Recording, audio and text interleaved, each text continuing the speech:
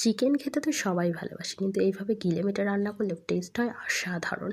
সেই রেসিপিটাই আজ আপনাদের সাথে শেয়ার করব। আমি এখানে 500 গ্রাম পরিমাণ গিলে মেটে নিয়ে নিয়েছি। এবার এটার মধ্যে দেবো 1 চামচ নুন, 1 চামচ হলুদ, 1 চামচ লঙ্কা গুঁড়ো। লঙ্কা গুঁড়ো যারা ঝাল খেতে বেশি ভালোবাসেন বেশি দেবেন, আর যারা কম ঝাল খান তারা ঝালটা কম দেবেন। তারপরে দিয়েছি 2টো কোঁচানো পেঁয়াজ, একটা ছোট টমেটো কুচি, 2টো কাঁচা লঙ্কা কুচি, 4 ভাগের 1 ভাগ ক্যাপসিকাম, 3 চামচ সর্ষের তেল, 1 চামচ আদা বাটা, 1 চামচ রসুন বাটা। এটাকে খুব ভালো করে ম্যারিনেট করে রেখে দিতে হবে আধ ঘন্টা। এটা যত ভালো করে ম্যারিনেট হবে টেস্টটা ততই সুন্দর হবে। আধ ঘন্টা পরে কড়াইয়ে সর্ষের তেল গরম করে নেব। এখানে আমি 2 চামচ পরিমাণ সর্ষের তেল দিয়েছি। তারপরে এই গিলে মেটেটা কড়ার মধ্যে দিয়ে গ্যাসের ফ্লেমটা লো করে 3 থেকে 4 মিনিট রেখে দেবো। 3 থেকে 4 মিনিট পরে খুলে দেখব যে এটা থেকে অনেকটা তেল বেরিয়েছে আর হালকা জলও বেরিয়েছে। এই রান্নাটার মধ্যে কিন্তু আলাদা করে কোনো আমি জল দেব না।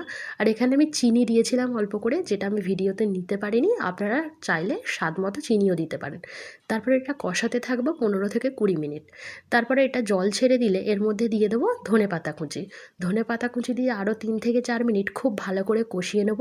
কষানো হয়ে গেলে এটার মধ্যে যখন একটু গ্রেভি গ্রেভি ভাব চলে আসবে, তখন এটা নামিয়ে নিয়ে ভাত বা রুটির সাথে পরিবেশন করলে দুর্দান্ত লাগবে। একবার এরমভাবে বানিয়ে দেখুন।